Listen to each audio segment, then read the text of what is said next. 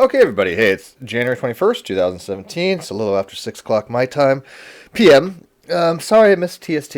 I wasn't able to make it. I did watch bits and pieces of it.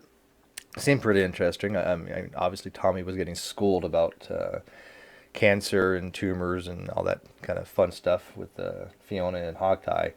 Um, I know JD said that if I had showed up, they were going to talk about Mary Schweitzer coming on the channel. So unfortunately, excuse me, I wasn't able to make the TST. So I still wanted to have people come in that aren't able to attend the event on Thursday. Bill is one of those people that has some questions too. So, hey Bill, how are you?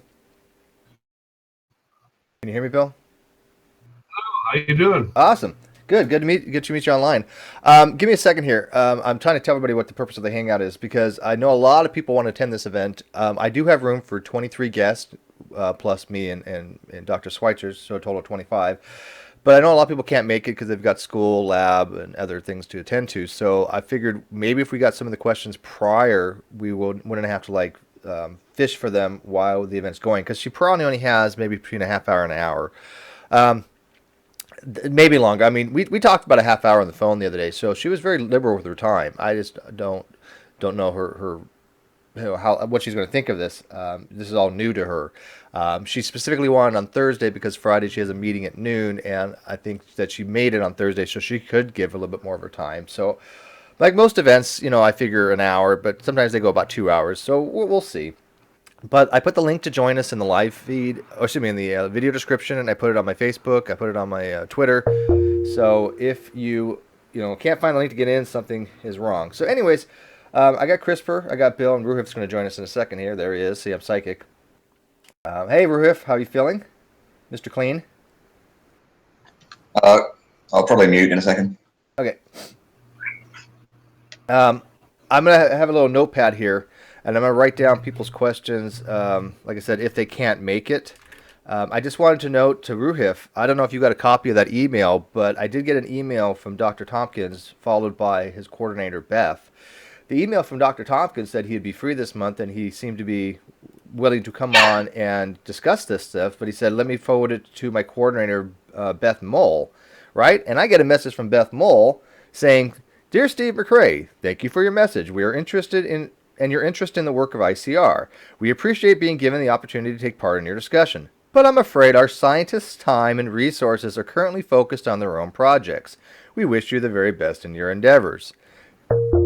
And I'm like, well, clearly that's something wrong here because he said he would be free this month from his current research projects and endeavors. So I'm kind of getting the feeling like she's kind of like giving us the brush off, although he's willing to come on and talk. According to him, his coordinator doesn't think it's a good idea. What say you, Ruth? I mean, did you get the same brush off? Because he sent a letter to you too. Yeah, I can't actually speak a lot because I've got a pretty sore throat and ulcers and shit. But yeah, it sounds like it's been brushed off. Yeah, Like so he's chickened out. yeah, well, I don't think maybe he has, but I don't think ICR wants them to look bad. Hey, Steve. Yes, I, sir. my recommendation would be to send him another email, right? Just because just say that I went to her like you asked, and she seemed to say that you weren't going to be available. I thought you said you were, and I said something like that. I forwarded it to both of them. I wrote back to both of them. I'll read what I wrote. It was polite, but I think it actually states my case pretty well. What do you guys think? I said, dear Beth, Dr. Tompkins said he would be. Dr. Thomas said he would have some free time from his projects this month to join us on the Great Debate community. We've had many notable scientists join us, including Dr. Hugh Ross, Dr. Fuzz Rana, PZ Myers, and this Thursday we're having Dr. Mary Schweitzer. Is Dr. Tompkins' time and resource more valuable than any of theirs? We've also had young creationists such as Ken and Eric Hovind, as well as I've had numerous correspondences with Dr. Jonathan Sarfati. We would like to have a young Earth creationist PhD join us to discuss their arguments live. Specifically, we would like Dr. Tompkins, as many in our group are familiar with his writings on human chromosome number 2. He has taken the time to be on other programs, so it does seem a little odd that all of a sudden he has, quote, focused on other projects, especially when he specifically told me he'd be free this month. Dr. Tompkins, would you take time from your projects to spend an hour with the Great Debate community so that you can represent your own work? If so, please inform your coordinator, Beth Mull, and maybe we can still set something up. Sincerely, Steve McRae. So that way, I'm putting it back into his, ball court, I guess you could say, and say, hey, Dr. Tompkins, your coordinator's saying you're too busy, and you're saying you're not. So we'll see what happens. But I find it to be kind of odd that young Earth creationists, PhDs, just will not come on here. I've asked Jason Lyle. I've asked McClatchy, who doesn't have a PhD yet, but he was a PhD student. I've asked Kevin Anderson, right? And Kevin Anderson, it was okay to me, but God, he hates you, Ruhif. He does not like you at all. But anyways, I just wanted to share with you guys. What's that, Ruhif? You heard some other stuff about Kevin Anderson. What did he say? Oh, he said that you were ill-informed, and that if you were the best you've got, if we were the best you've got for genetics, no wonder we're all confused about Tomkins' writings. I was rolling, dude. It was funny. What's that? He wouldn't want to respond to any content, though, would he? You know what? I don't think I wrote him back. I did write him back once, but I haven't written him since. I mean, do you want me to try to get Kevin Anderson? At the same time, I'm guessing that Ruhif's done at least one more de novo sequencing run than any of them. So, well, I mean, I know he's probably done, but some botanical de novo sequencing. Well, at least I'm not actually familiar with this guy, so I don't know. Maybe he has. He works with Dr. Tompkins. So I think his thing is botany as well, botanical. I'm not positive. I know he works with Dr. Tompkins, but he's rude and condescending and quite arrogant, to say the least. Yeah. Do you know I bought a Mini-On the other day? I'm sorry, what?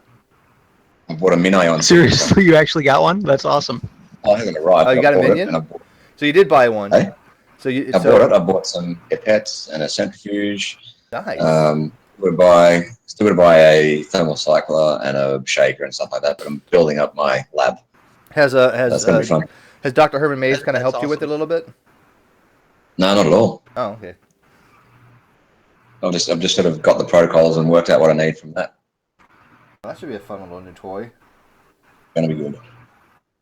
And you got the processing power to do all this stuff? Yeah. Nice. Well, anyways, so I just wanted to fill you guys in that we are trying to still get Tomkins, but I mean, ICR, go figure. They're just, being a little skittish because, of course, their scientists will be put to the test. But anyways, this is more about Mary Schweitzer. Yes, score. I did get Mary Schweitzer. She will be coming in Thursday, 8 a.m. Like I said, I had a nice half-hour conversation with her. She was very talkative and nice, and she had a little trepidation about the technology because she's not really a technological person. She's never done a Google Hangout. But I think we're going to be able to walk her through it, and I'll give her an email Wednesday night. But, Bill, you had mentioned on Facebook that you kind of had a specific question that you want to ask her. Let me start with you. What is it that you kind of wanted to ask her? One of the things that she has said is that it bothers her that young Earth creationists have hijacked her work. And, she hasn't been specific about that, but I've seen Paul Humber of CR Ministries several times talk about writing to her, corresponding back and forth with her and stuff. And he's done this ever since like 2006. And I'm just curious to find out specifically if he was one of the people that she was talking about. He is, as a matter of fact. His name came up the other day. She actually watched my video. Paul Humbert, I don't know if you know, but he actually came on and joined us for a while. He joined us. Oh, boy. Yeah, he joined us for a couple of hours. He blocked me on Facebook, by the way. He blocked me from the Creationist Forum. Go figure. I mean, he blocks a lot of people, so I don't feel special. But he eventually did block me, though he still sends me email. But yeah, she had mentioned this about how young Earth creationists have changed, twisted her work, and she has said that she's been very careful on how she's phrased things. She told me specifically that she has never said that they found red blood cells. They said they look like red blood cells, and there still needs to be testing done on it. But she was very careful to say that for certitude what they were, And she also said that she doesn't actually believe that they are, but there still needs to be testing done. But I will. Oops, shoot. I will ask her. That question. That question is definitely going to come up about, what specifically have people taken and twisted and changed, especially when it comes to the creationists, and specifically in regards to Paul. Paul put out a video recently, a two-part video on Dinosaur in Disguise, where he he specifically mentions correspondence with her and things that she said, and again, a lot of it was just taken out of context, or he's hijacking what she's saying. It was exactly what she was talking about. Also, I'm just curious if she could put into layman's terms what the role of iron in hemoglobin is. What role it plays in preserving the dinosaur soft tissue, and to have her say, to have her explain that the tissue is not soft, as in flexible tissue when they're finding it. They're finding it, it's mineralized or it's preserved with iron. They're soaking it in acid in order to get it soft.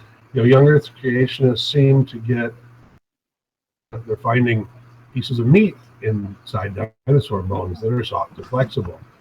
Yeah, the soft tissue is just a type of tissue, right? I mean, that's what it actually is. It means the type of tissue.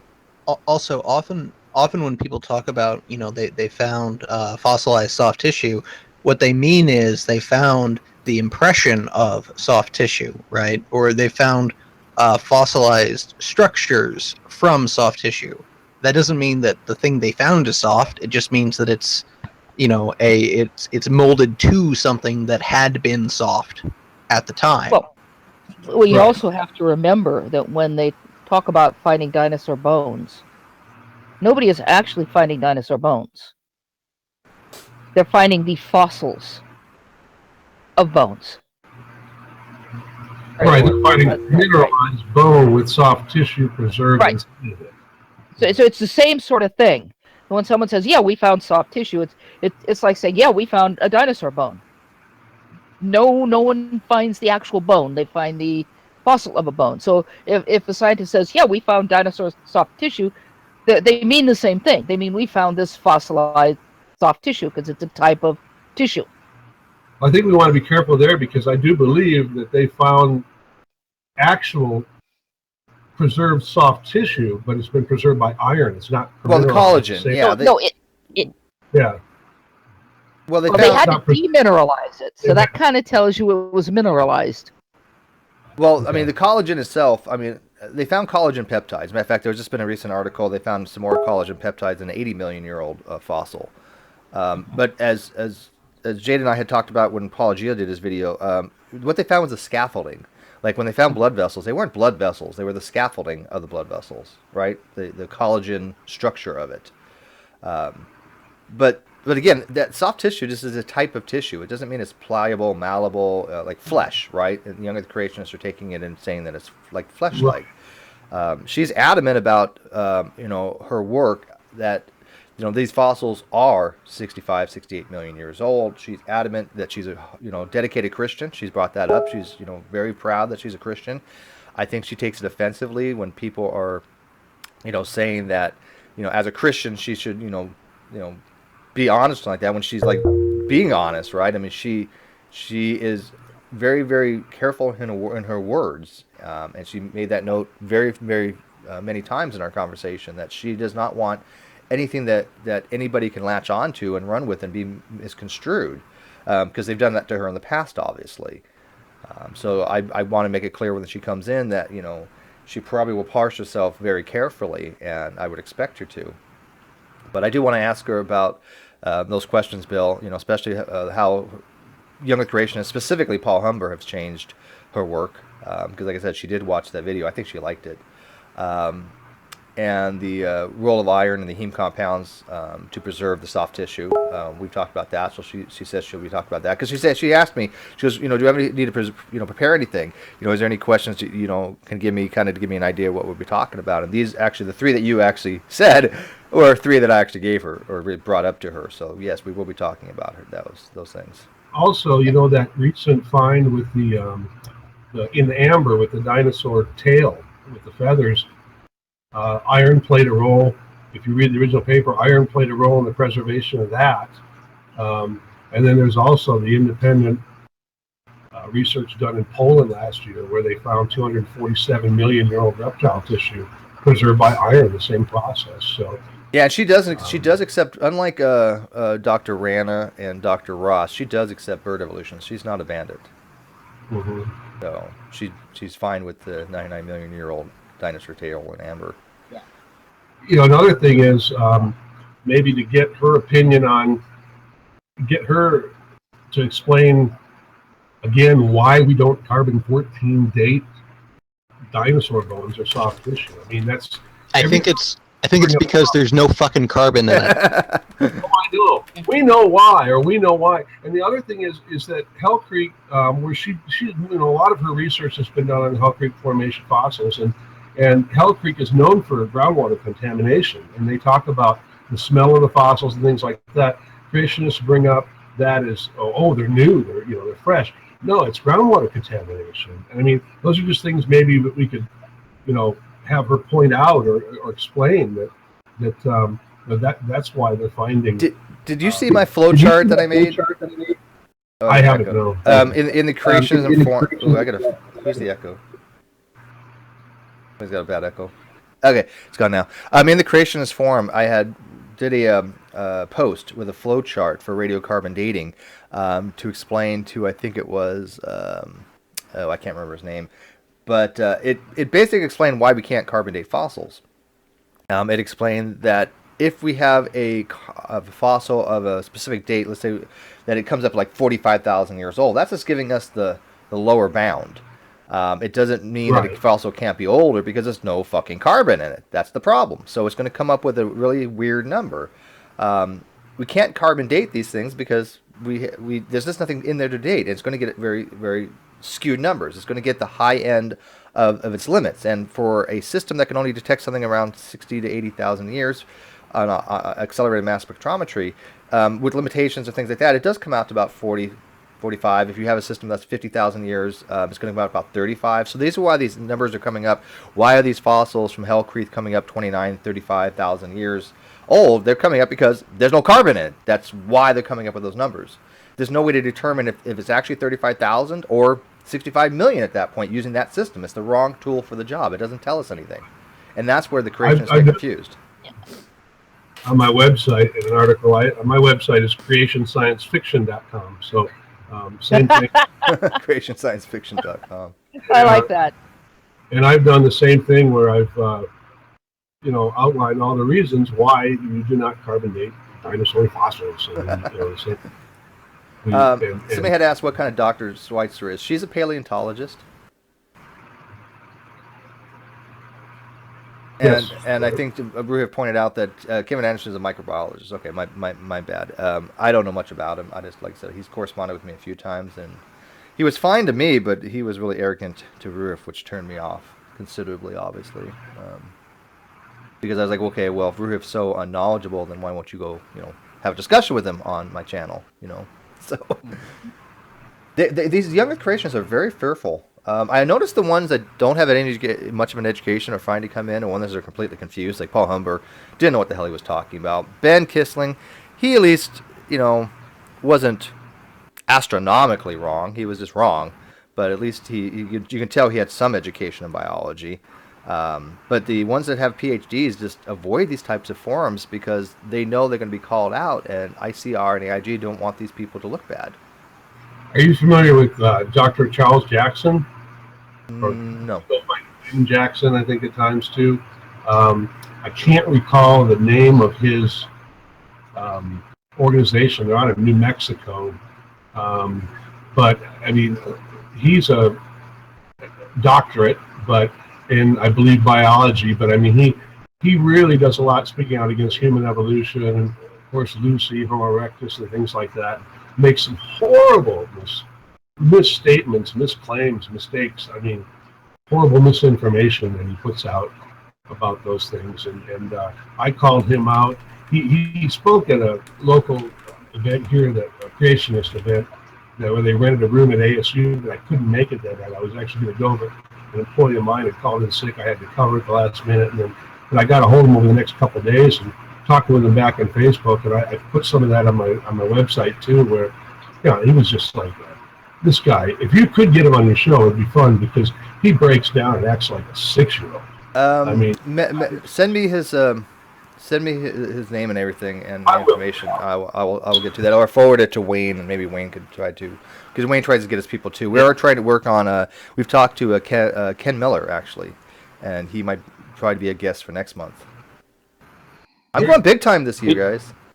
Hey, Steve, I got to jump in a minute, but I think I'm going to let Jade ask the question first.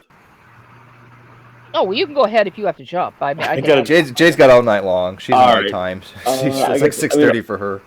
I'm going to try and join you on Thursday, so I expect to be there. But Okay.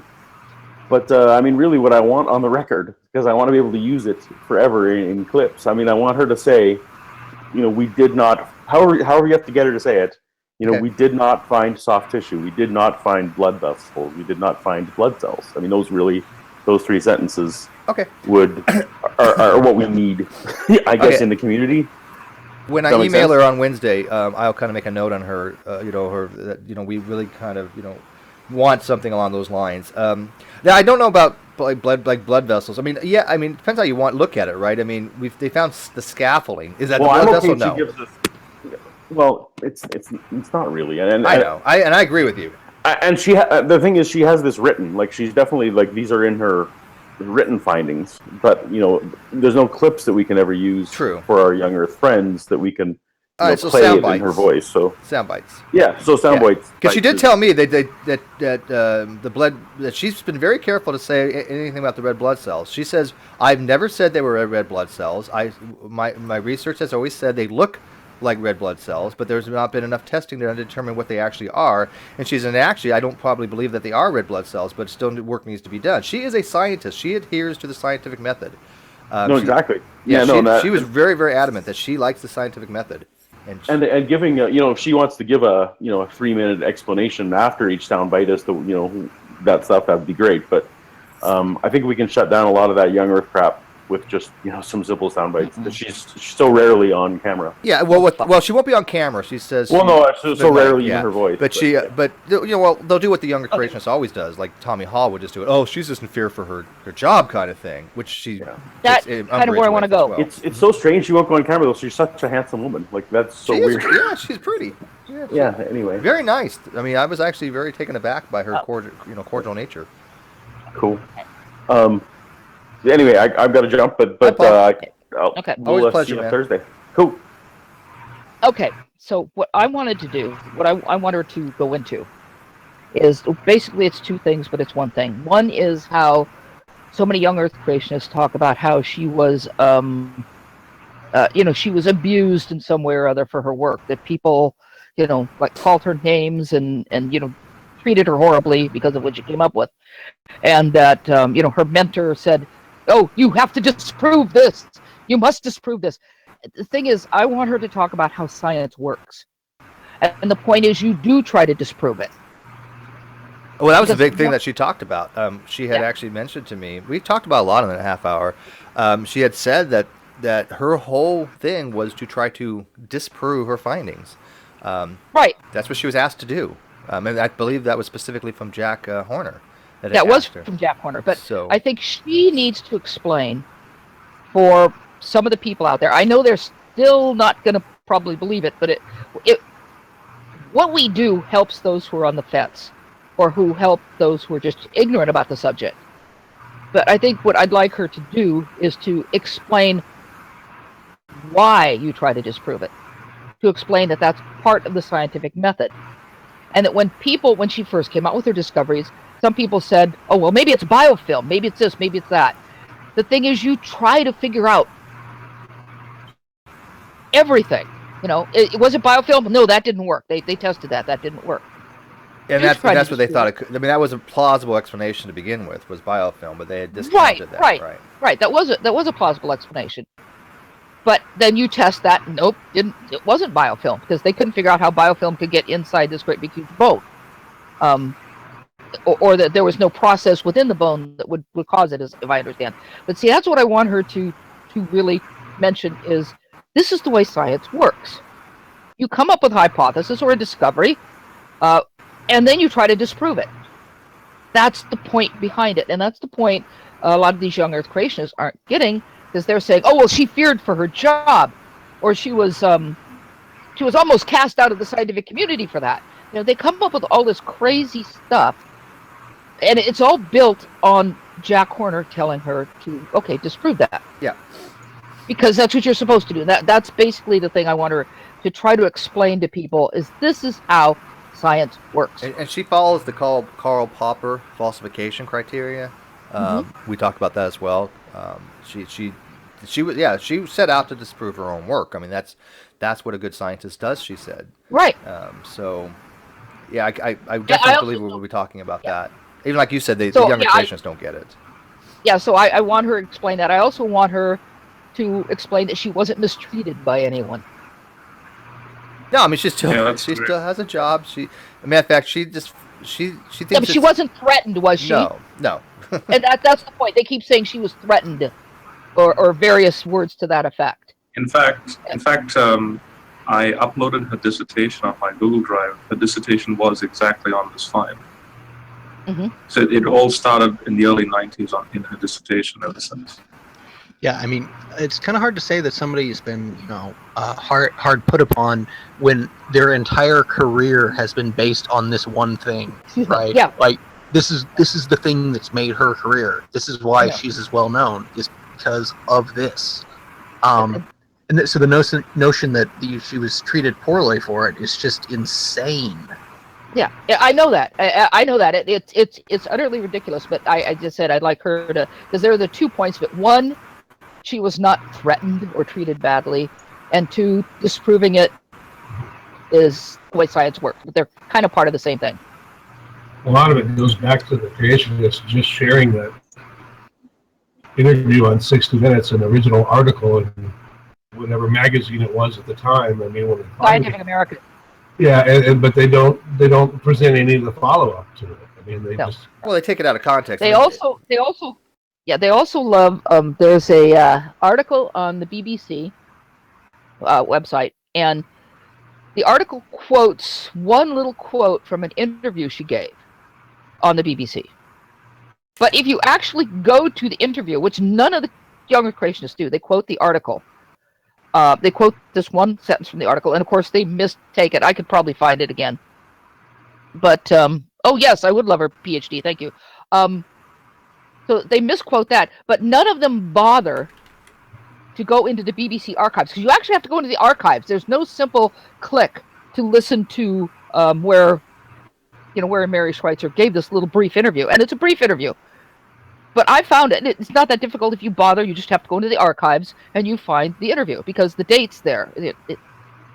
You can see why, that one sentence isn't the whole story. But younger creationists don't care about the facts. They care about something that fits their narrative. And so they'll grab things and twist things, and that's another one of those things. That one sentence. That's something that's ubiquitous when it comes to younger creationists. They all do this. It's a notable trait that every single younger creationist tries to twist things to fit their narrative more than any other group I've ever seen. Maybe with the exception of Flat Earth, obviously. But for the most part, that's what they do. And what's funny is they tend to throw the same accusations towards scientists and people that accept evolutionary theory, and yet I don't see anybody doing that. And the only time they point out these scientific problems, like Piltdown Man and stuff like that, which wasn't done by scientists, they have to go back 100, 150 years for things. They never really explained to me or the great debate community, where is all this misleading information from scientists being promoted at? Where are we seeing this? Because they keep on taking things and they twist them, just like they did with Mary Schweitzer, and like you said, it was Popular Science. I thought it was a BBC article as well. It is a BBC. Yeah, that she was misquoted, and that was going back not Ronnie. Tommy 96, I think. Yeah, Tommy still runs with that, even though he's been explained to it numerous times, right? So that needs to be brought up. So Tommy himself, and I even told her, we like things straight from the horse's mouth, that I'm sure she will talk about to set people like Tommy straight. That what? When it came to the unfossilization and things like that, I will find that again, that BBC article. It's a brief, thing, but I can find it again. So we can have it. But I would like to ask her, but I need to go through her papers first, and just some. Just a quick question, Steve. Is Fuzz Rana joining them? Because I don't know. He might. He said he wants to. He liked the tweet, and I mentioned him. He hasn't responded back to me on it. I'll probably message him tonight. I don't think she would have a problem with that. I just want to be more focused on her, obviously. But I don't know if he's allowed to join if it's not a part of the RTB, right? I don't know if he could do that in his own time. I don't know how it works, with his relationship to RTB. Well, that's the thing. I think he should be able to. I don't see why not. I don't know. You know what? I will message him right now. I'll message him on Twitter and Facebook. Because he's written a book on this and he's used her I'm work, reading so it right now. It would be an awesome collaboration. Yeah, you know, he sent me and Paula G a free copy of his book, right? Yeah. Can you give it to me? Because I haven't even read it. It's called Dinosaur Blood and the Age of the Earth, and I'm in chapter 2. I will probably read. It's not a big book, so I figure I'll read the whole thing. Is it a hard copy? Do you have? No, it's a soft copy. I mean, Okay. it's hard copy, but it's soft. It's a paperback. It's not very big. Oh. Yeah, he asked me the other day, and he said, "Do you want a free copy of my book and Apology?" And I said, "Sure." And I said, if we review it, we'll be very fair. And he's like, "I trust you to be, fair and impartial." And so far, I'm really enjoying it. I think the first chapter I even brought up to Mary about some of the work that she did with eggshells and things of that nature. And I think she has a lot of respect for his work. I know she has a lot of respect for Dr. Hugh Ross. She's a big fan of Dr. Hugh Ross. I think she feels like even intimidated by Dr. Hugh Ross. So, yeah, she does know. She does know about this stuff. Speaking of Fuzz, just really briefly, has he come through on that promise to point more sane evangelicals our way? I asked him about that not too long ago, and he says he's still working on it. So. It's weird. Like, I know a lot of evangelicals. They're sane for the most part, right? But online, they're all nuts. But then you have Fuzz. He's sane. Hugh Ross is sane. I know they're out there. Why?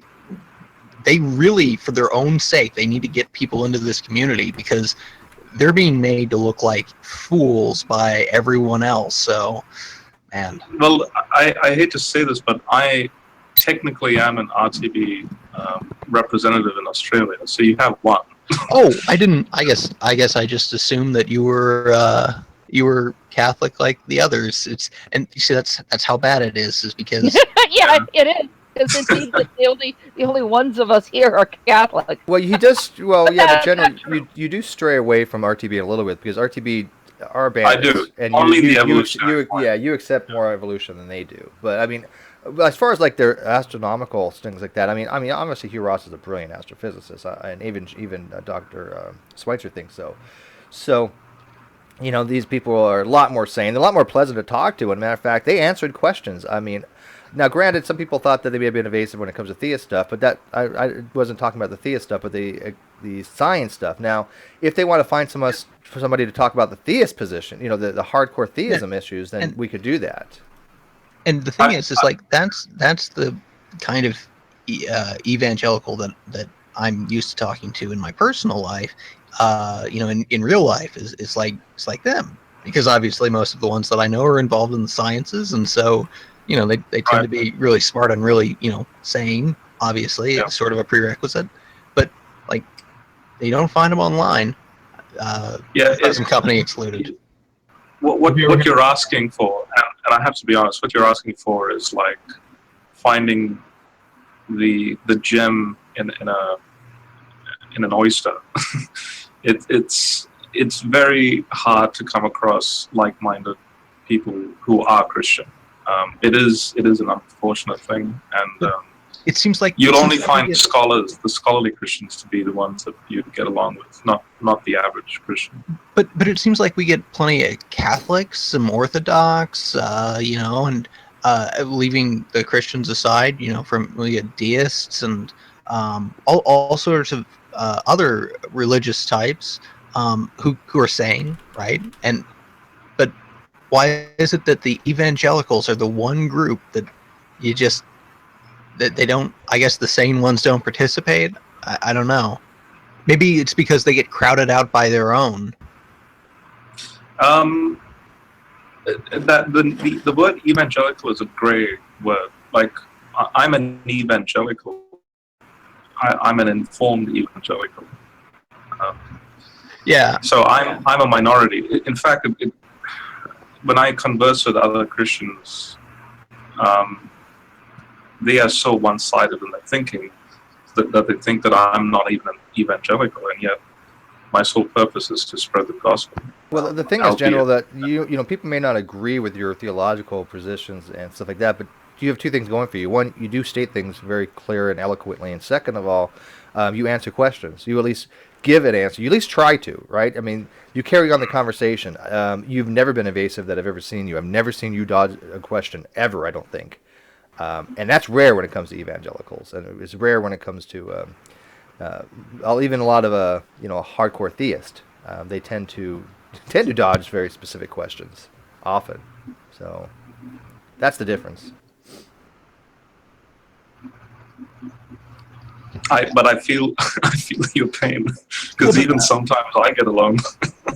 But I think that General, I guess really my point is that if I were to base the percentage of sane evangelicals on my personal experience, right, in real life, I'd put the number pretty high. Seems like you would put the number pretty low, but I mean, my experience, I'd put it pretty high. But every other group, it seems like the ratio of my real life experience and my online experience, they're pretty close. But evangelicals, it's completely skewed, and that's the thing I find weird. It's that in real life, it's like maybe better than 50-50 are sane, right? And online, it's like 1% are sane, and that's. I would put the percentage high in my personal private life. There's a purple thing on my nipple. Is that normal? Continue on. I don't know. Yeah. Okay. So when I run an academic Bible study group, all of us are either engineers, pharmacists. All of them are my age. I'm a student as well as a teacher. There's a group consists of about 20. The thing with these other folk is that they are very introverted. So when it comes down to public communication, they don't like to. They feel that any form of criticism, they take it very well, not personally, but they'll dwell on it. And an introverted person, even myself, like I will, if I said something wrong, it'll take me a week to get over it, because in that sense I'm a perfectionist. So the people, informed evangelicals or informed Christians, there are plenty, but they are the quiet closet type that like to do their own thing. I'm just one of those guys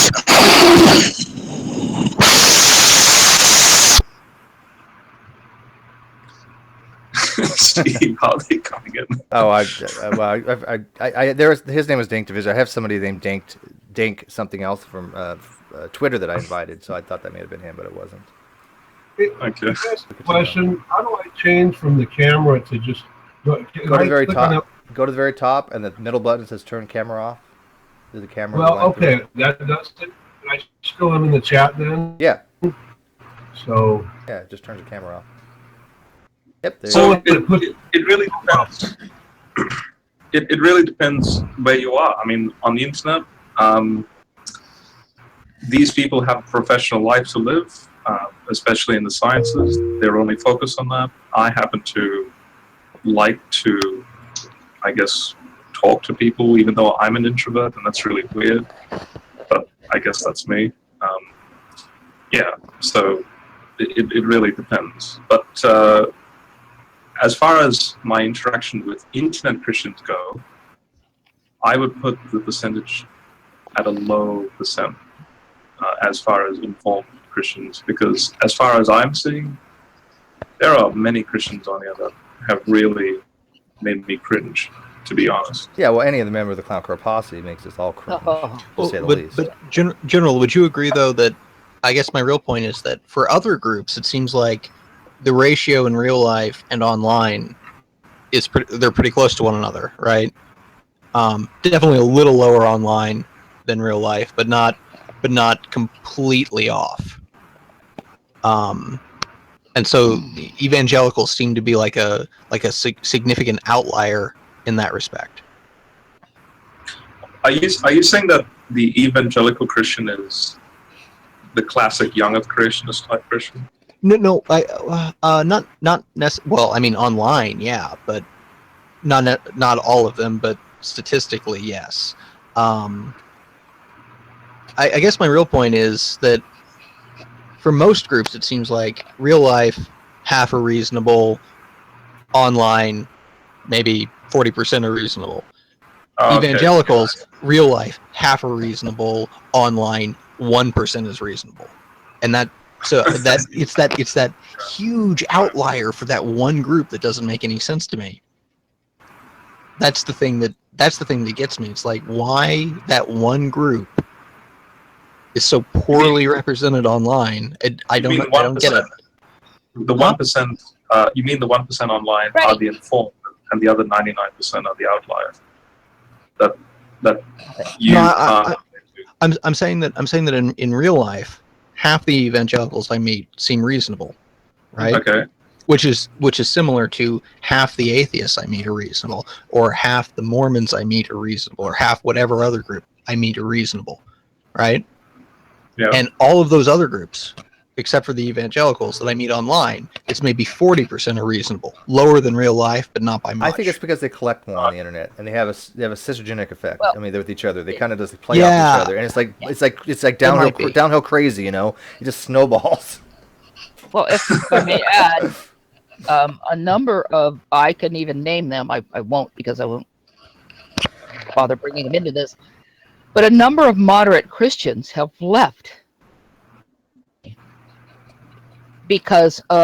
not because of the way atheists treated them, but because of our fundamentalist evangelical friends, and the way they've treated them. And I've wondered about that, if that isn't a big part of it. In my opinion, it is, because I've watched it happen. And some of these people are still online. I either Facebook, or they tweet stuff, or they do YouTube videos, but they just stay away because it's been so toxic for them. And from their own, other Christians. I agree. Yeah, getting pushed out by their own. Yeah. Sure. I mean, look how they treat Wayne now. And exactly. I made the statement that I'm not gonna involve myself. I mean, Wayne used to be one of them, and then all of a sudden, he got enlightened and reasonable, and changed his whole personage. I mean, Jay, do you remember how he used to be long before he, Yeah. I mean, he was just like, he reminded me a lot of Joe Richmond, if you remember him.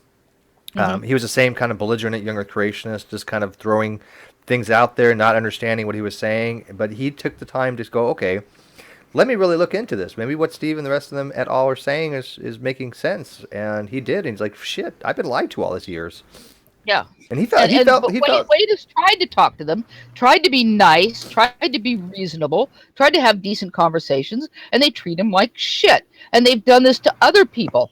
And they do this to Gary, Phony Beatlemaniacs, who apparently is a total masochist because Gary keeps coming back. Yeah.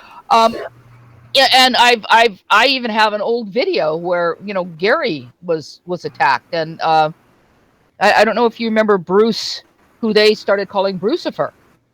I think they pushed him out of Christianity altogether. Well, because of their attacks on him, and again, I have a saved video about that.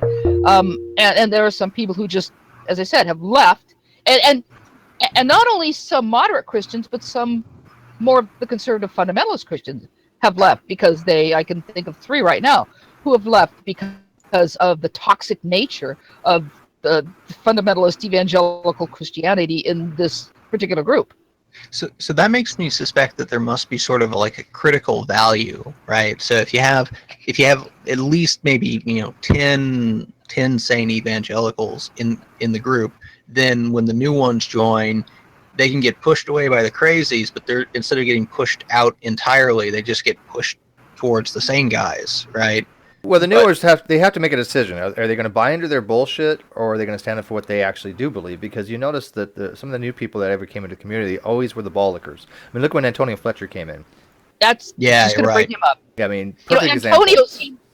Antonio seemed so reasonable at first. I mean, nobody was attacking him for his Nope. beliefs or his positions. We were having nice conversations, and you could, in the past, trust Antonio to have a decent hangout. Yep. To be fair to both sides, but he's gone so far the other side that I wouldn't trust him to moderate a hangout anymore. Nope, because he bought into And I the mean- Kool-Aid. I mean, he drank it hook, line, and sinker. Completely. And I And can it's imagine. sad. And I can imagine how embarrassing it would be, if you've seen, because before you join, you see some of it first, right? And so, in the community what the people who are closest to you are like, and you hate all of that, but then you try to join the community and you have to say at some point, yeah, I'm kind of like them, but I mean, I'm not really like them, but that would have to be so embarrassing. Well, I mean, Antonio's not the only one. Sean, when he first got here, we had a good conversation the first time I engaged with Sean. He recognized he made a few errors, and we had a great conversation, got along just fine. And then all of a sudden, he was over there more, and he just got saturated with their stupidity. And now everything he utters is complete and utter bullshit. I mean, you can't trust a word he says. I mean, he sat there and I'm a retired scientist. I'm a biological instructor. I've been a physics instructor. He hasn't done any of these fucking things. Moss. Sorry, Yeah, I drove Fiona crazy with that one. I guess really what I'm trying to say is that we need more stuff in this community from General and from Wayne, and from any of the others, so that we have something we can point to for any new people who try to join the community. Christian anarchist. He's not evangelical. He's a Calvinist. Oh yeah, Christian anarchist. Excellent example. Yeah, I forgot Holy about Spackle. him. I mean, there's still quite a few. Because these people, but they're like Shanny for Christ. They're pretty quiet.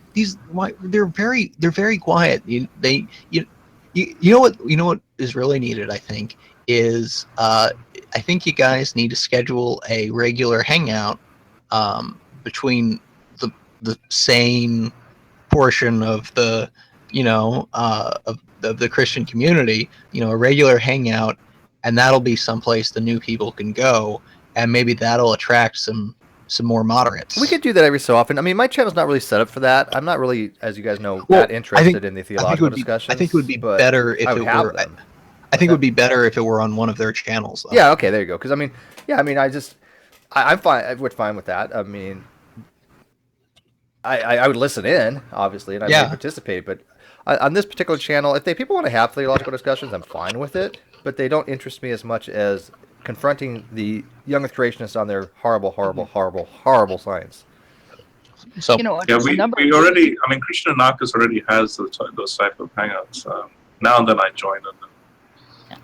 I've completely given up going into Ronnie's hangouts and G-Men's hangouts. Yeah. Oh, yeah. I haven't been in one for. And they haven't even had hangouts in ages. I mean, and when they did, hardly anybody shows. I mean, they're getting diminished returns. I think the only person that still goes in there is multiple personality, and I even think he. Correct me if I'm wrong, MPR. Are you two getting a little to the point where even you may not even be going in there much?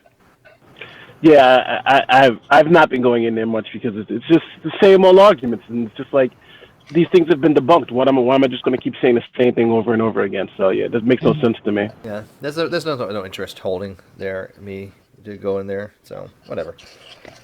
But I mean, One thing I was going to mention is that just briefly is that several years ago, a group of us were having atheist and Christian Bible study, and it went really well. I would be interested in something like that to listen to. We could start it up again and just talking honestly about, we were going through Matthew. I think the last one we did, it sort of fell apart because people started doing other stuff. But it was really nice. I think that would be an excellent choice of regular hangout because you got the material right there. You don't have to think of something. You just turn the page again, and then and people would do that because I can imagine somebody like General going, I don't have Bible studies with the non-believer. That would be so contrary to what I know about General and what his faith would be. I mean, I don't understand anybody saying that they wouldn't have a Bible study with I the make my non-believer. studies public. Yeah, for that you makes guys. no sense to me. I believe in Christianity, but I don't want to tell you anything about it or talk to you about the Bible. What the hell? the name does of that the mean? hangout would automatically exclude the crazies. It's great. Yeah. Yeah, that's Well, probably true. and the thing is, everybody was very polite, and we would just say from our different perspective, and some of the atheists in there had a Christian background, and they would say, well, this is what I was taught, and I would say, because maniacs, I was in there. We'd just talk about that we look at it and why we looked at it this way, why we were taught, and you could agree to disagree. It was incredibly polite and nice, and nobody was yelling, "Oh, you're wrong," or "You're going to go to hell," and nobody was yelling, "Oh, it's all fantasy," because we just accepted that we were going to be adult and polite. And again, you could disagree. Okay, that's your explanation. That's not the one I accept or whatever. But yeah, I'd be willing to do that again. Has any of the other side mentioned anything about the guests we've been having over this channel? Like I said, I don't really pay that much attention to them, but I haven't really noticed anything that they've mentioned. I think Ronnie mentioned once about Dr. Ross, but I mean, the fact that we're getting Mary Schweitzer on, I mean, that's just like, that's got to be gnawing at them. I mean, that they can't get anybody on, and if they did, it would be a clusterfuck, to say the least. So I'm wondering I wonder if it's just bothering them at all that we're getting really good guests on and we're having conversations and we're engaging with people, and they're left in the dust. They're left in the dark because they made the decision to make their channel very, very the boys club, right? It's just them, Steve, and that's it. As an example of that type of hangout, did you see me upload Michael Heiser interview with the Black Hebrew Israelite? I've seen you upload it. I haven't watched it. I haven't. That is a classic because Heiser had no idea who this person was. He thought he was just being interviewed for his work, and then halfway through the interview, the penny drops that he's a Black Hebrew Israelite that has the same knowledge base as Ronnie, literally, and and then you start to see this backing away of Heiser. Like he's you can tell he's wanting to just leave, but he has to stick with his 1 hour. He has to be fair with the fact that he's there. Did he at least kind of make his position clear? You see, scholars like Heiser, what happens is that when they realize, okay, this is what's going on. So the next thing is, and I've done this personally myself, is that I put that aside and then I immediately go into teacher mode. And you want to educate the person. Like you genuinely want to help that person understand your position. But then 99% of the time that will automatically lead into no, how dare you teach me? Well, that's what happened to Ronnie. I mean, how many people try to correct Ronnie, and he just had pushback and pushback and pushback. I mean, that's why he earned the dumb fuck of the year. So, yeah, I mean, that may work for some. I mean, it worked with Wayne, but it's very rare. So what I'm saying is that it won't work. Because that interview is an example of how a person who is so fully indoctrinated and doesn't know how scholarship works, that type of conversation can never happen. So what are the questions we got from Mary? I mean, the ones we got so far are really good. I mean, those are kind of all the ones I know we were going to ask her. Was there anything kind of off the wall that somebody may want to think of? By the way, who is actually going to attend? Jade, I know you're going to be there, right? Mm-hmm. Ruf, you said you try to make it, right? What time is that for you in Sydney? My God. Then in the middle of the night? Hey, you're in Sydney. Yeah, I definitely would like to be there too. So, I mean, we got room for 23, so I don't think it's going to be a first come first serve thing. I think we'll have plenty of room. Well, as I said, there are some things in her papers I'd like to ask, and I'll go through the papers and I'll like send you anything I want to ask. And for example, I would like her to explain, the testing that she did. They did the testing with the serum on a bird, a mammal, and a snake, and why that shows that and the heme and heme. Okay, what's the title of it? It's evidence of hemoglobin of heme or hemoglobin breakdown products. Because they extracted the serum, they injected it into mice, and then they tested. Yeah, she'll talk about that because that was mammal. something I brought up to her as Yeah. well the other day. She wants to talk about the medullary bone, Right. and how she used that from an ostrich to determine the sex of the Right. T-Rex. She was But, yeah, quite loquacious on that. She really wanted to get into that. Cool. Yeah. Well, see, the part I'm interested in is because that is evidence that that dinosaurs are not reptiles. Yeah, she at made least it very in the clear that the general bones sense. from a bird is they're dinosaurs. I mean, she's Right. But I'm particularly interested in that particular point. That's Okay. all I'm saying. Okay. And if it doesn't come up, it doesn't. It's not the most important thing. But I think it would be nice to explain to some people how that works, why that works. Because of it, yeah. Because it's, again, I would like to keep this between an hour and 2, and I don't want to overtax her. Right. Everybody that's in the hangout, I'm probably going to be calling it out by person and give each person maybe 2 or 3, 5 minutes, depending on the person, to have a conversation and ask her a question. It's going to be more of a Q&A session because so many people do want to talk to her. I don't want to have one person monopolized. And it's not, obviously, there's nobody going to hang out that's going to be antagonistic to her because I think we're all on the same page. If Tommy or any of them have questions, I've offered to them, hey, give us the questions ahead of time. And, towards the end, if Mary says it's fine to let one of them in to have a one-on-one, I'm fine with that. I will have Tommy come in and be able to talk to her one-on-one for a few. I have no issue with that, but that's completely up to her. But I think that's the best way to have it, do you not?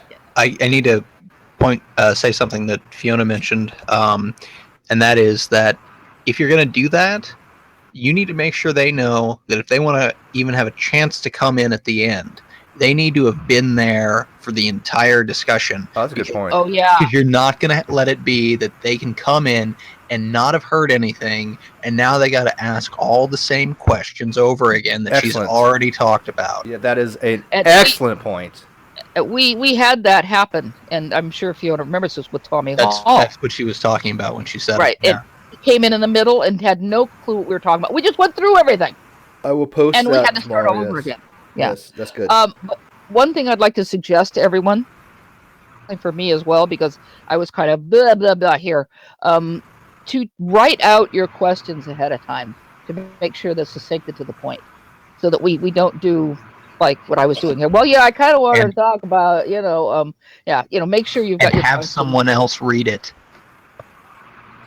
What do you mean? Don't just write it out. Have somebody else read it first, so that hand it back, you can go, I have no idea what you're trying to say. That's you a good point. I'll probably post what I want to ask on. Well, I'll probably have you talk to her first, Jade. Oh, okay. Yeah, well, because I want to talk about that. Yeah, you have some very specific questions that I think this should be the most engaging with, and then we can go from there. Okay. Yeah, because I want to talk about the, how it started, kind of thing. I did message Rana, so we'll see. I know Ken Miller's been messaged about this event. Easy Myers was messaged about it. I'm trying to get Ken Miller in next month. Would be awesome. We're working on that. So a lot of things are in the works. I mean, like I said, I'm going for broke this year, and if I can get all these people initially in the beginning, then towards the end, I'm really hoping. I do know somebody that knows Lawrence Krauss, but they haven't got a response back from him yet. So I am working on that one too, and I would love to get Neil deGrasse Tyson. That's my coup de grace that I would get toward the end of the year. If I can at least say, hey, hey Neil, I've got, hey Neil, yo buddy, I've had all these other scientists on. Will you come join us? Because I'm not gonna lie. I mean, I'm using these preliminary people to get other people. I mean, that's how you do it. That's how you build a name, right? I mean, I even have by Dr. Tomkins, I even was able to note to him, hey, look, we have these old Earth creationists like Hugh Ross and Fuzz Rana coming on. You even got Mary Schweitzer coming on. Why won't you come on? So I mean, it is a little bit of leverage. You know what I'm saying? And I was just gonna say to Steve, I'll probably stick to those two things I've already mentioned. Okay. I'll just probably ask those two things. I'll ask her about the quote unquote controversy of her being mistreated and how science works, how she was told to disprove it because that's how science works, and the other thing about the testing. And I'll just probably stick to that and not go to anything else. I'll prepare some other stuff because I'm interested in the osteocytes paper she did, or osteocytes. Yeah, ask her Depends about on the if you're me. osteocytes because I've asked because I talked to her a little bit about that too. Oh, you want me to ask her about that? Yeah, would you please? Because I think she'd be Okay. interested in the osteocytes, the medullary bone, Right. and how it relates. I think she'd be interested in that. Yeah, then we can get Yeah. back to more of the blood and the stuff like that. Right. Okay, so I'll ask those 3 things, and then we can go on to other stuff. She thought Okay, she was funny because she kind of found it kind of weird that so many people are interested in the blood cells. She's like, why is it so? Why do people find this so interesting about the blood and finding blood cells? She thinks it's kind of like, I guess because she's so used to it. Maybe But- maybe this is a question somebody's already mentioned, but I think that something that maybe should be asked is, prior to her work, how odd would it have been thought to be to find something like what she's found?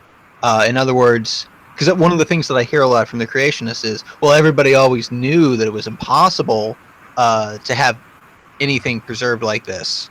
I don't think that's true. She's not the only one that per se. found these things. There are other scientists that found it. She's just come up with a plausible explanation. Right. Yeah, and so I guess my question is, like, how plausible was it considered prior to her work and the work that was going on at the same time? How plausible would it have been to find this level of preservation? But do you want? You're going to be there, right, CRISPR? Because you can ask him that. I can't. Ah, you suck. I can't make it at the time now. I could ask that for CRISPR, or somebody else could. We'll get it asked. Oh, it'll get brought up for sure. So. If my question is understood, because obviously, this was the only time it's available besides Friday would have been. Right. And she said she had a meeting And at noon. She wanted to make sure she had more time. Right. Because I mean, obviously, if you just had it sitting out, right, it's not going to last. But nobody's tested every possible set of circumstances these things could be under. So, right. Well, she believes that every theory is falsifiable. She believes with enough evidence you could convince her of just about anything, right? I mean, that's what we were having a discussion on, and I am the same way, right? I mean, even evolution, given enough evidence, everything can be falsified. She just thinks that the evidence is so overwhelming that it'd be very difficult to do so. But I mean, obviously, if she could, she would love to. Obviously, I would think that it would be huge, but no, she believes that she has to be a scientist, and she has to be critical, and she has to falsify her own work, or try to, and then she tries to reject that null hypothesis. And she feels that on most things so far that they've done a really good job at eliminating everything what can't be, gives evidence for what her findings that the iron and the formaldehyde act as preservation mechanism, things like that. So she thinks that she's in very good standing, and I happen to agree with her. But yeah, she really doesn't like when people say that scientists don't falsify their work or don't try to, or that this is only finding evidence for their claims, and it's not. It's finding evidence against their claims. That's what scientists try to do. well, I mean, I suppose that you could say that if you try to find evidence against your claims and fail, that's finding evidence for your claims, and that's what gets published. Right, and that's how she I think that's how she goes about doing this. Well, yeah, I mean, that's how all scientists go about doing it. I mean, it's just the way it works. Yeah, because you're rejecting the null. Yeah, I mean, I don't know how else you would. I don't really know how else you would design something. I mean, that's just. But anyways, does anybody else want to add anything? I mean, I'm not going to have this thing up for too long. We don't have any people watching tonight. It's a slow night. But I just wanted to get some questions on the board. Let you guys know that this is happening 8 a.m. Thursday, 1/26/2017.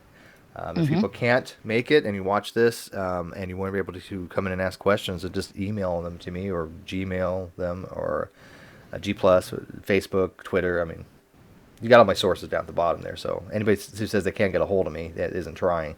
I'm generally not available in the mornings for like 6 to 2 is basically when I'm just not available. But anytime in the evening or night, I'm checking my mails, basically 2 or 3 times an hour just about. So just let me know. But I think it's going to be exciting. This is awesome. I mean, So, huge. when is it, Steve? It is 8 a.m. Pacific time. Okay. What What time is Thursday? that for you? Let me check. That's like 5 on the East Coast, 5 a.m. No, Yeah. no. On the East Coast, that's going to be 3 hours ahead. It's 11 a.m. Right, 11. Yeah. So, are you saying Thursday 8 a.m.? 8 a.m. Pacific time. So, That'll be, I think, 12 midnight for me. so it's going to be 11 Friday. a.m. Eastern Standard Time. No, Thursday 12 midnight, which would be Friday in the morning. Okay. So Right. yeah, everybody's have to do their own conversions. I mean, I mean, Yeah, if you wanted in Greenwich Mean Time, I could give it. Yeah. Well, if you're in the UK, it's 8 hours difference. So add 8 hours to 8 Yeah, a.m. they're 8 hours I know ahead. that one well. Yeah. I know that one well. Yeah, it's going to. Well, it's 4 p.m. GMT time. So if you need to know GMT time, Right. which is going to be England's on GMT, right? I reckon, Steve, that you're the first one to actually get Mary For many years. She hasn't really talked much. Yeah. Yeah, you'd be the first one to actually interview her specifically on this topic, and well, she talked about it before with BBC and stuff, but I mean, it's yeah, but you know those. This is the first Google Hangout she's ever done. But those mediums are very watered down. They don't go into the details. Well, I told her very educated, intelligent people are going to be, in this hangout, and I just kind of explained to her the Great Debate community. She seemed interested, and persistence, man. I'm going to be doing that with a lot of different people. I've got feelers out all across the board. As you guys notice, I've had a little bit less hangouts, but the ones that I'm having are going to be bigger and better, and I'm finding out less is more. When I had hangouts every day, I had some people show, but they got kind of tedious and monotonous, and I want my hangouts to be kind of important. So when people say, "Oh, Steve's having a hangout today, let's go check it out," and I'll probably have still 2 or 3 a week, but not the everyday thing, right? There's just no reason for it. So I want them to be meaningful. Does that make sense? Yep. Oh yeah, definitely. Yeah. So I mean, even if I have one a week, every so often, it's if anybody wants to have a hangout, because I have patrons and things like that, anybody can have access to this room with me in it. So I mean, if you say, "Hey, Steve, I really want to talk about the discussion. When can we do this?" Or can you set something up in a few minutes? I'm more than willing, probably most of the time, to say, "Oh yeah, let's go have a hangout on this." Just gotta let me know. So anybody who's listening, if you want to have a hangout on a specific topic, something of the Great Debate topic, and you have people lined up, or you have a guest, or whatever you want to do, you can message me and say, "Hey, Steve, can we do this today?" And if I can, I can. If not, we'll schedule it for later on. But you're more than welcome to set your own itinerary for my channel. Okay? Does that sound cool? I just put everybody to sleep. Sounds like a plan. Yeah. Listen to that rousing excitement. Hey, Steve, have you spoken to Liv after I last time? I have not. I think he's still. Because he's a good guy. I think he's still having a temper tantrum. Oh, because he's a good guy. We've had other conversations and it's not, but last one kind of just went to hell. So. Yeah, well, I think he's a little butthurt, and I don't think he knows how to take criticism very well. But I mean, he's more than welcome to come in here. I mean, every day is a new day, man. Just about, except for certain people. But yeah, I mean, I have nothing against Lived. He's of course come in, but I mean, I wasn't going to let him get away with throwing all this bullshit against the wall and just seeing what sticks. I called him out on it, as well as everybody else in the hangout and the live feed called him out. Correct? And somebody had posted. Yeah, I was there. Yeah, somebody had said you need to post these live feeds in advance. Most of the time I try to, but some like today, spur of the moment. But on Thursday, I posted that several days in advance. I'll post it again on Wednesday. But a lot of times I don't have a lot of notification. So you just kind of have to check your email. And then I tag certain people. But I kind of have a list of people that I tag every time. Ocean, Joe, Isaiah when he had his account. I don't know what he goes by now. I know he goes by the Mighty Capuchin, but I can't find him. So I don't know how to get tag Isaiah. But there's certain people like your name here, and I just want to be notified every time. So I try to go out of my way to have a small little list of people that I just notify every single time is asked. But how was talking to Tuesday? What's that? I was going to say, are you subscribed to Isaiah on Google? Under the Mighty Capuchin? Yeah. I'm pretty sure. Okay, I just wondered. I maybe you should check. Maybe. Yeah, because I don't know why you can't. Yeah, I got. Oh, you know what? Yeah, you know what? It was his other account, Darwin's something I can't find. Yeah. It's Mighty, okay. Yeah, so Mighty Capuchin, but Mighty Capuchin doesn't come up when I do it through the administrator hangout. I don't know why. Some names just don't come up. Well, you could always send him to him on Facebook. Yeah, I'm gonna have to do that. I'll do that on Thursday, because I'm sure he wants to be in there. He didn't get his account back. I don't know. I wonder. I haven't asked, but But how was Talking Shit Tuesday? I kind of listened to bits and pieces. Tommy was getting his ass handed to him in the live feed. Yeah, and oh yeah, he was just being the usual Tommy. He posted. Oh, good. I mean, Tommy. He did this thing again about how cancer is a good thing. Yeah. And you shouldn't take them out. And what he did was he posted a link to a paper that really had absolutely nothing to do with what he was talking about. As Tommy does. Yeah. He clearly didn't read the paper. What the paper is about is it's saying we need to, one way to look at cancerous tumor, one way to look at tumors in general, I think, is to look at them as if they were an organ. They're not organs. It's sort of like okay. if I were to say what we need to do is we need to look at the people in the CCP as though they were children. Oh, they're not actually children. No, that's how we do it. Yes, yeah. It's an analogous system, yeah. Right. But remember, these people have trouble with analogy and any kind of I can't think of the word I'm looking for, but analogy, sarcasm, anything like that. They have a real problem with dealing with anything except in a literal sense. Mm-hmm. Parts of speech. Well, no, that's not what I'm looking for. I can't think of the term I'm looking for right now. But yeah, they have a real problem with anything like that. And so I don't think he got the fact that this was an analogy that tumors really aren't organs. He actually said that. Well, I don't remember exactly what he said. One of the things about Tommy, because he posted under something. What did I ever say? And I can't remember whose post it was. And as well, red blood cells and something else. And he goes, but I never said that. And I thought to myself, he didn't really, because he never does. He has a very passive aggressive approach to evolution, the whole situation. Oh, and by the way, he also said he knows nothing about biology, but he has a passion for evolution, which just kills me. But yeah, I know that's really bad. I should probably go back and screen capture that one. Oh my god. Tommy is very good at implying very specific things without ever actually stating them.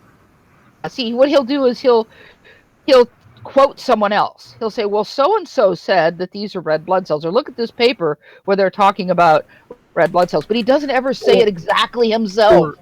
Or in this specific example, what he said is that tumors are like organs. And then he said that he then said, so he didn't say that they were organs, he said they were like organs, but then he basically said that he went on to say that tumors do X, Y, and Z, and the X, Y, and Z are all of the things that organs do. Right. So if he ever had tumors, do you think he would actually take his own bullshit, or do you think he'd actually listen to doctors and say, hey, we need to remove this tumor? I don't know. Just to finish that point. So he never said tumors are organs. Right. But he implied that extremely strongly. And so, but then if anybody says, well, you said tumors are organs, he just says, no, I didn't say that. So according to him, they function like organs. They look like maybe like an organ, but they're not organs. Oh, hi, Max. Max is in the live chat. Hi, Max. Yeah, I haven't talked to him in a while either. No, that's the way he is with everything. He doesn't address it directly. He, sidles around, so he has his plausible deniability. And then he says stuff, although he did get caught in the live chat, I think, out and out. Goofed for a change, rather than... He did. Rather than saying kind of or some or like, or whatever. I missed that though. he said I that missed what he actually said. what he actually said was that you need to get a tumor, you would need to have hundreds of mutations at more or less the same time, and then Right. he later said that he never said that you would need them at the same time. What does he mean at the same time? Doesn't he understand that you just have a cell that just keeps dividing? They keep dividing because they don't go through apoptosis, and so there's no limitation of how much they can just keep growing uncontrollably? Part of it is that he's confusing the fact that late stage cancers tend to have many very bad mutations, but that's because you had one mutation and that starts dividing faster than it should, and the faster dividing population of cells is dysregulated, and so it's more likely to get a mutation and another mutation, and that additional mutation makes things worse, and that makes further mutations more likely, and it just keeps accumulating like that. But it's stepwise. It's not all at once. Isn't it also because they always say that you always find these telomeric head-to-head fusions in cancer cells because each time the cell divides, that telomere gets shortened and shortened, and so in those somatic cells, you will find more cells that have very short telomeric repeat, and so they will fuse more often. So they think that that's true, but they think it's the other way around. They think that because there's these chromosomal fusions that causes the cancer, and that's what they say. Well, they said, well, if there's a telomeric fusion, then that would cause cancer. But isn't it the other way around? Just to be clear on that, when you start having breakage fusion bridge cycles, that tends to cause the kind of fusion products that make cancer worse. But that's not going to be the first mutation that you have, right? So you're going to have some other mutation that happens that screws with your cell cycle regulation, and now since it's already dysregulated, you're going to start having the telomere fusions, which will make it worse. But that's not the first step of the process. It's all bad juju's. Yeah, once cells get pretty bad, they're either going to die or become cancerous. You're not fixing it, right? I don't know how Tom could think that's that good. I mean, how did he think that a cancer is good? It's like rotting an apple is not, the rotten part is not good. It's because the tumors absorb the toxins that they A, don't absorb, and B, are no longer present by the time you have a tumor. Where does he get that idea from, though? Did he just pull it out of his ass? I mean, he just made that shit up? Or Natural news, probably. Oh, God. Tommy is a big fan of natural news.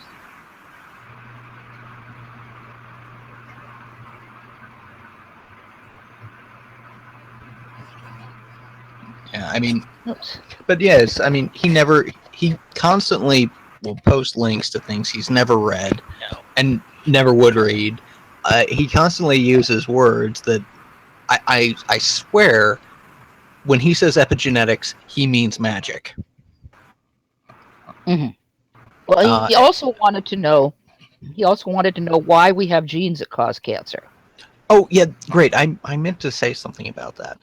So there are a lot of genes that help organisms to grow. Mm-hmm. But promoting growth in a fully developed organism is not good. You don't, right? So you want them to be on early in life so that you develop, and then you want them to be turned off because you're already there, right? But if you turn those things on when you're already developed, start growing again, but not the way you should because it's not properly regulated. So this is, there's a lot of genes like this. Most of them have something GF, growth factor.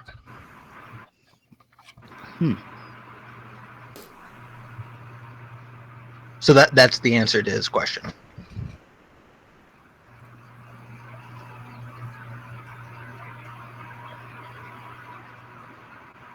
Did this kill everybody? Well, he's had this explained to him for a long time, and I thought that hog type of explaining it. He pointed out that our bodies are creating cancers all the time, but we kill them. It's a natural process.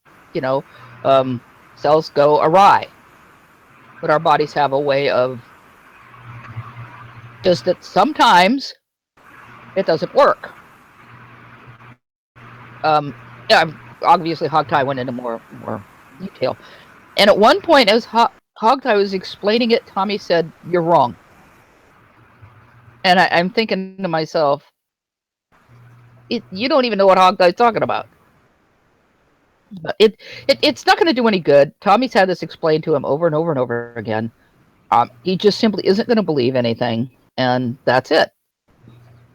Yeah, well, I mean, when you tell Hogtie he's wrong, you better really have your ducks in a row, right? I mean, he could be wrong. Don't get me wrong, like anybody else, but I mean, for Tommy being as Tommy he is. I mean, I don't really see Tommy correcting Hogtie much. I mean, people do make minor errors. Like, I mean, like Alec Malpass made a minor error, and I of course, I assumed it was my own fault. I'm reading what he wrote, and I'm like, God, this is really good, but I'm really confused on this one part here. And then I said, can you explain this? And he's like, oh no, I made a mistake there. So even these people that are PhDs can make mistakes, but I mean, I wasn't so arrogant to go, look at Alex Malpass, you're wrong. I was like, okay, maybe I'm wrong here. I'm just not understanding this. So I asked him, I'd explain this to me because I'm not reading what you're saying here. Even though I thought the rest of it was really good, but it was just minor mistake that he makes. So people do make mistakes. And unfortunately, some people in this community never forget. Yeah, well, they bring back shit from years ago, and it's just like, come on. Oh, I know. J.D. Kane said that the word Christian wasn't in the Bible. So what? He was corrected, and he said, "Oh, I'm wrong."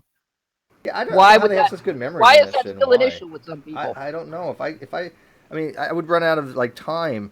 This only holds 12 hours of Hangout.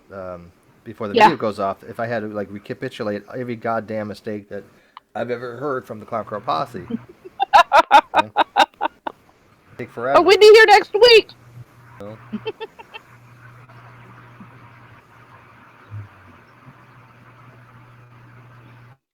But anyways, did anybody want to add anything? I mean, like I said, I'm not going to keep this open too much longer. I am in communication with a few other people. Fuzz has a Hangout.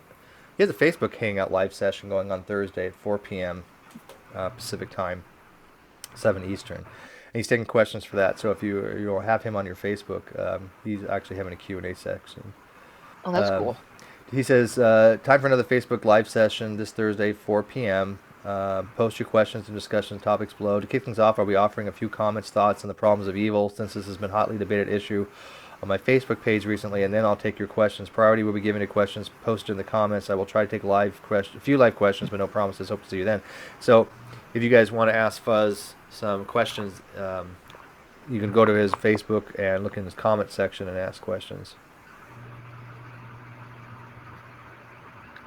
But on that note, I think I'm going to bring this session to the close. I know we increased our viewership quite a bit, but I do have a few other things I need to attend to, like food, and I got to do some correspondence with some people. I am working on other things. But anyways, I want people to be there for Dr. Schweitzer at 8 o'clock a.m. Pacific time. If you can't make it, send the questions in the live feed or send them in G+. Bill wants to know how to view the live chat. The live chat, you can go to the video. Here, I'll put the video. The video is going on right now on my channel. So what you do is you go to my channel and you'll see the live chat. Because there's a live chat going on with the 29 people watching. That's how you view that. So if you can't, so what you do is you want to watch the live chat for Dr. Schweitzer. You just go to the video link that I'll provide. Oops, now somebody's coming in. Blue's coming in, and I'm leaving. Hey, Blue, I'm kind of closing this out. So, but do you want to add something? Are you going to be there? Are you going to listen to Dr. Schweitzer's discussion? Okay, never mind. Max and Ez, are you going to be able to make it? I know you kind of wanted to join in on that. Tyler, I think you said you can't make it, but you're going to listen or ask questions. I thought. Sarah Rodriguez, you're really into biology, so you're more than welcome to join, of course. So there's a lot of people in the live feed that may want to attend. Just again, let me know. Message me. But Blue, did you want to say something? Okay, I guess not. Anyways, guys. Yes, when is this? Please tell me again. It is Thursday, this Thursday, 1/26, 8 a.m. Pacific time. That's 11 a.m. Eastern and 4 a.m. Greenwich Mean Time. So England will be 8 hours ahead of me. But you mean Greenwich? Greenwich. What did I say? Greenwich? Greenwich. Yeah, yeah. I do that all the time Greenwich. Too. To make me laugh. You know, it's funny when I notice when I say things wrong when I'm actually like reading something and trying to talk at the same time. And so or as I call it, Jason Burns time. Yeah, well, I'm reading something on Facebook at the same time, trying to have a conversation here, and my brain just gets. But let me close that out. Oops. And what will be the subject? 8 a.m. Well, she wants. I mean, we want her to discuss, her findings. We want her to, stay specifically what she had and had not found, and what she doesn't know, because the young Earth creationists are taking her work and running with it, and saying that she's claiming things she never claimed. She has never once stated that she had found red blood cells. Freddie, get out of there. She was adamant about that. She's like, I have never said that they were red blood cells. She doesn't know what they are. They said they look like structurally like red blood cells, but they have not determined what they are. She doesn't really think that they are. There's no reason why they can't be, but she has claimed very specifically that she has not found or not confirmed that they're red blood cells. So the young Earth creationists have taken that and run with that and said, oh, look, she's claiming that she found red blood cells, and she's really wants to set. I mean, I want her to set the record straight about what she did not find and what she doesn't know, along with some other things. So, and the fact she accepts an old Earth. I mean, she says the evidence is overwhelming for an old Earth, but again, she's a tentative scientist. If enough evidence was given that young Earth, she would accept it. And I think that's pretty much anybody's position. You give enough evidence. What, Jade? Yeah. So I was saying, I was yelling at Freddie for a minute. Well, I've got to go, but I wanted to mention one thing. We do a lot of biology, but we don't do a lot of geology. And Fiona knows someone from one of the creationist groups, and I can't think of his name right now, but he's a petroleum geologist. And he came into... Kevin Donahue. Kevin Donahue, thank you. That's who it is, yes. Yeah. Kevin Donahue. I was thinking, it might be nice to have him, come to a hangout. I know that Fiona got him into one once. And, one of the things he talked about is how he knew, what's the term I'm thinking of? Basin modeling. That's not quite right, but that you get the idea. Is how they find oil. But he could talk about, some geology subjects, which I think would be interesting. Geology is my strong point too, really. I mean, I'm not a geologist, but that it is my strong point too.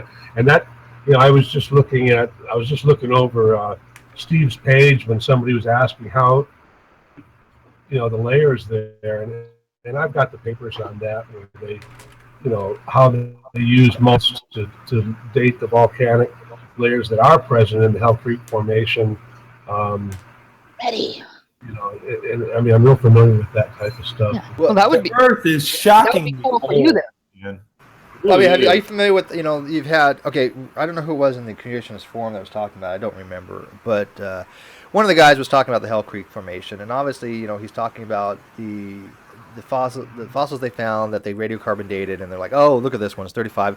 And a lot of it was Miller's work. Miller had worked on some of them along with Mark Armitage, and all the young Earth creationists, paleontology type guys, and so they're like saying, oh well, these dates are coming up with these values, and then when you explain to them why they're the values, that's where they start to get confused. But they're still promoting that to no end, that the Hell Creek Formation, comes up with around 30,000 years for these fossilized dinosaur bones. But here's the funniest thing is, what they don't seem to understand is that was true.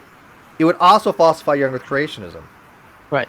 Because you cannot, if you're positing a model that's 7,000 to 10,000 years and you're 200% of that value, then you've got a problem with your model. It's way outside what the model predicts. So it would falsify young Earth creationism as well if those numbers were right. Yeah, they're trying to cast doubt on the method itself.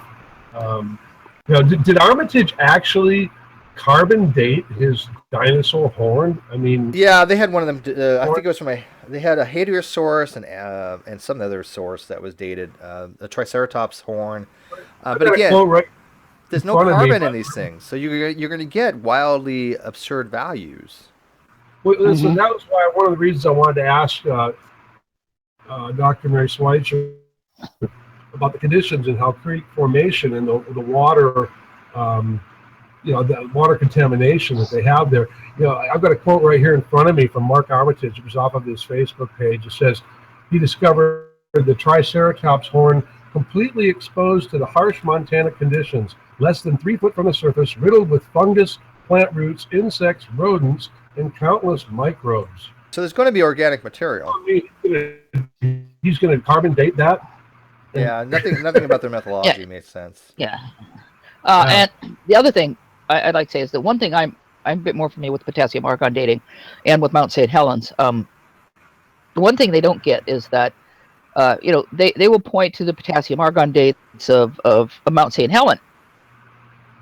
Well, look at that. I forget what they say. It comes out like 30,000 years or something. One of the things there's so many things wrong with that anyway. But even if you were to accept that, Forgive me, please, Jade, since you know about it. Forgive me, everybody. Was there a pyroclastic flow on Mount St. Helens? There's two. no. Yeah, there was. Oh, well. There was two pyroclastic flows. Well, here you have that. But there wasn't one, right? But here's what I wanted to point out. Given potassium, the potassium argon dating, depending on how you do it, depends on which equipment you have. Your probability range is plus or minus 100,000 years, or plus or minus 250,000 years. Right. Depends on how good your equipment is. So even if you were to say, okay, fine, that you got a 30,000 year range for Mount St. Helens, and Freddie, get out of there right now. Sorry about that. Let's accept their 1,000, and he's not obeying. No, he did. Let's accept their 30,000 range. For Mount St. 30,000 year range for Mount St. Helens or whatever they got. It's still okay. It's properly dated because the range is plus or minus 100,000 years. 30,000 years is within the 100,000 years. So even if we accept that it's correct, we know it isn't correct. Even if we accept it's correct, it's okay. Right. If the half-life is so long that your margin of error is 100,000 years, you cannot test anything that's known to be 8 to 10 years old because the margin of error exceeds the limit. Right. Or it exceeds the known age. Well, I'd love to get a Steve Austin in here. Oh yeah, it'd be fun. I mean, he knew. But that's the whole thing. Even if we, there's so many things wrong with that dating, including Steve Austin deliberately sending it to a lab that couldn't date it because they said they couldn't date anything under 1 million years because of their equipment, because the argon remains in the equipment. Right. So yeah, you'd have to have a brand new unit. Right. So if you're testing something that's like, I don't know how old Mount St. Helens was at the time he tested it, but let's just say 30 years or something, maybe 20, 30 years. But it was about 8 years, in there, if you put something in there that's that young, the reading you're getting is not from your sample; it's from the argon in the system. Right. Right, and exactly. And that's why you'd have to have like a brand new unit because, as you said, the argon does reside. There's residual argon left in there. Right.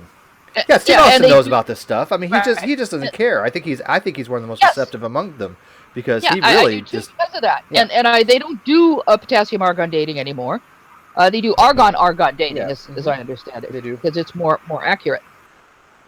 You try to zero out their machines, but the thing is, if you're doing potassium argon dating, and you're given, like I said, plus or minus 100 years, plus or minus 250,000 years, really care that much. At least back then they didn't. If you are off a few, a couple tens of thousands of years or so, it's completely irrelevant. But why? If the machine, if just the argon in the machine dates at like 10,000 years, because that's irrelevant in the scale of what you're measuring. But why is it that even like Humphreys in the rates program, they accepted that the isochron dating methods to date the Earth were coming up with the values they were coming up with, which is 4.5 million years. They were only trying to say that the decay constants have changed, so they're trying to change the science, change the physics, right? And Right. they're having no luck doing that, obviously. No, But because if you that's their change the argument. physics there's a whole chain of things you have to change. You can't just say I'm going to change the physics in this one place. I'm going to say that the decay rate's different and everything's copacetic. No, because that affects everything in the universe. Yep. Yeah, all the Have to natural have a constants are completely related. different universe. Yeah, I mean the Boltzmann constant, the electromagnetic constants, the speed of light, everything's affected by each other. They're all related, especially with the fine structure constant. So, yeah, you change one thing, you got a problem across the board. So for them to say that the decay constants have changed, you're looking at a huge problem that they can't fix. In fact, they even admitted they can't solve it yet. They don't know how it is. They invoke God. That's the answer. Right, I'm not kidding.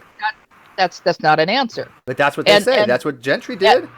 Right, and then they try to find some obscure thing here, there, and everywhere to try to, jack up their argument.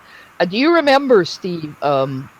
Some years ago, I don't know what the status of this is, but one scientist got a reading that made it it was a cosmologist got a reading from star cluster or something. I know I'm being very general, but the speed of light was different. From a star cluster? That it may have changed. And so, younger creation. So perhaps they realized, because the scientist himself said, hey, this is interesting. We don't know what it means. But younger creationists will go, look at that. There's a scientist. He proved, look out there in the universe. The speed of light's different. You can get it off reading. What I mentioned this before. What I think you're referring to is that I mentioned before that the fine structure constant has been measured, and it's 1 over 137 is basically a basic way of saying it. 1 divided by 137, and I don't remember what that comes out to be. The reciprocal of 137, and I don't know why it's reciprocal 137, but that's what it is. But there's some plus or minus value. There's a value that this fine structure constant can change in other systems, like in quasars. So we have measured a small discrepancy in the value of the fine structure constant in these quasars, which would change the speed of light. Well, that may be it. But it's very, very minor. We're talking to like 7 or 8 decimal places. But it's not enough. It's not enough to account for the 70,000-year model. And you got to remember that even the speed of light is still an approximation. I mean, to how many decimal places, right? Right.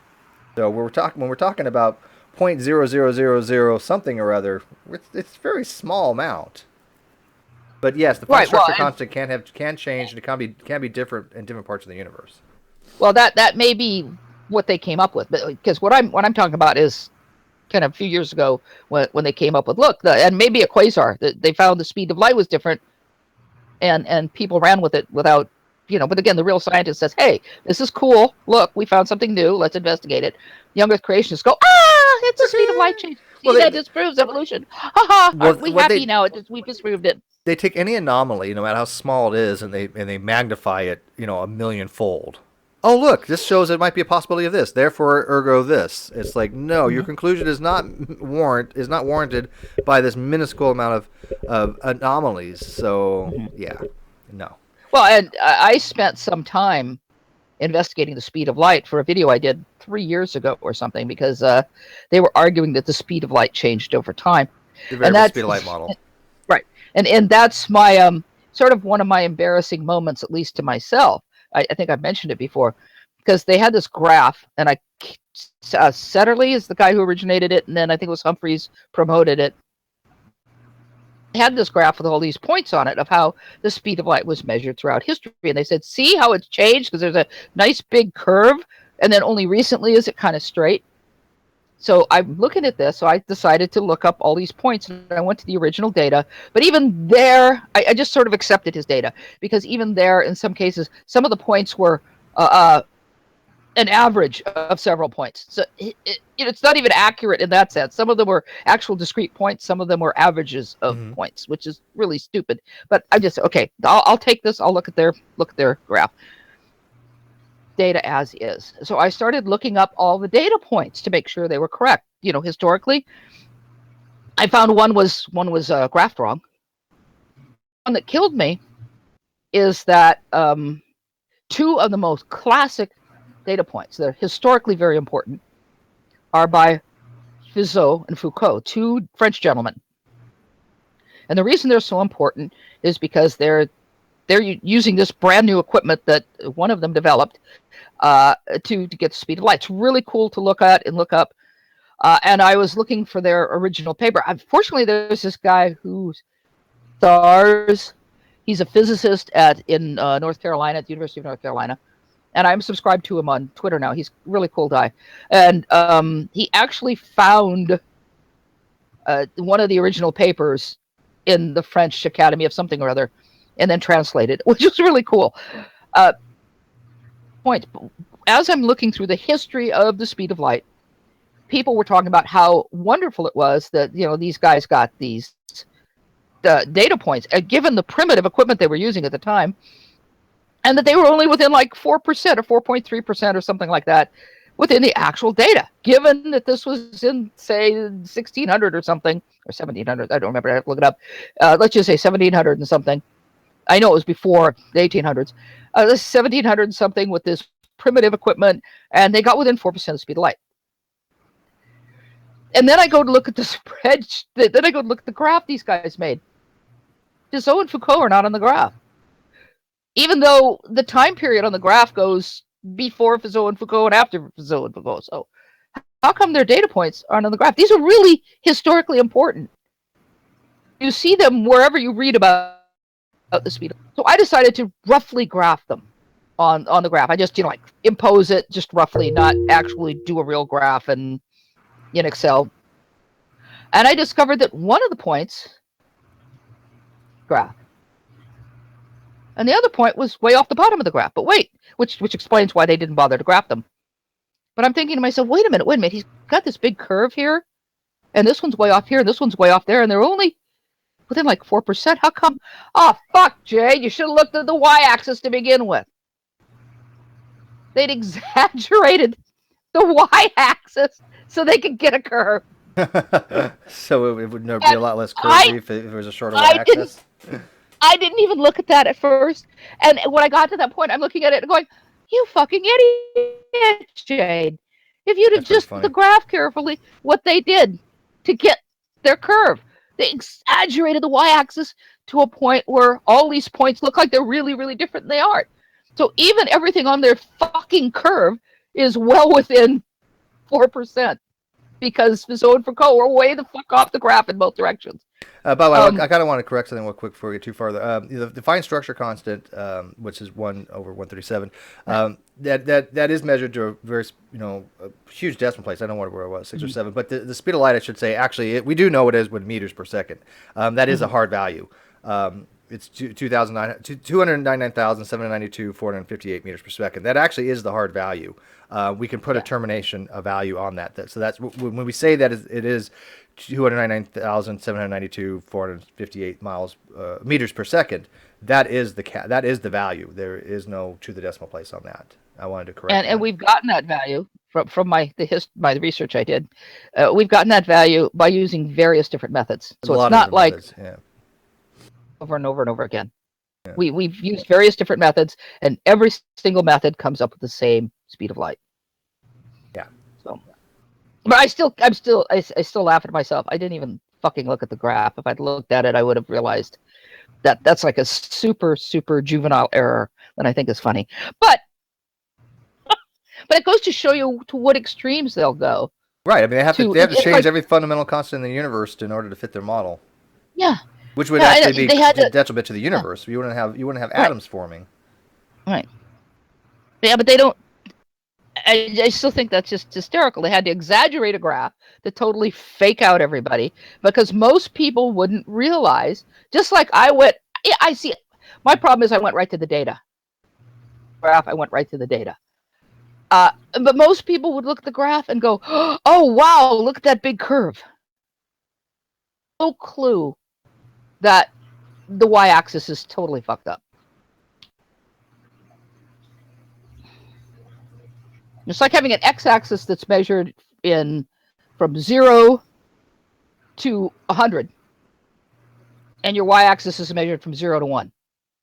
Yeah, I mean, you could, when you have those kind of exaggerated axes, you definitely can make the data look a lot different than it actually is. And that's what they did. Complete misrepresentation. You can't tell me they're that stupid that they didn't know that. I hate when people do that. But anyways, like I said, I do got to call this to a close. Yeah, I've got to. I know you got to go too. All right, guys. Thank you very much. Like I said, put the information out there. Let everybody know about this hangout. Put it on your Facebook. Put it on wherever that Mary Schweitzer is going to be joining us. So I want to have as big as audience as we can get. I'm sure there'll be at least 1,000, 2,000 people eventually watch this. So it should be really fun, really interesting, and I'm really grateful that I've gotten her. So we'll see you guys there 2 days from now. Okay. All right. Thank you.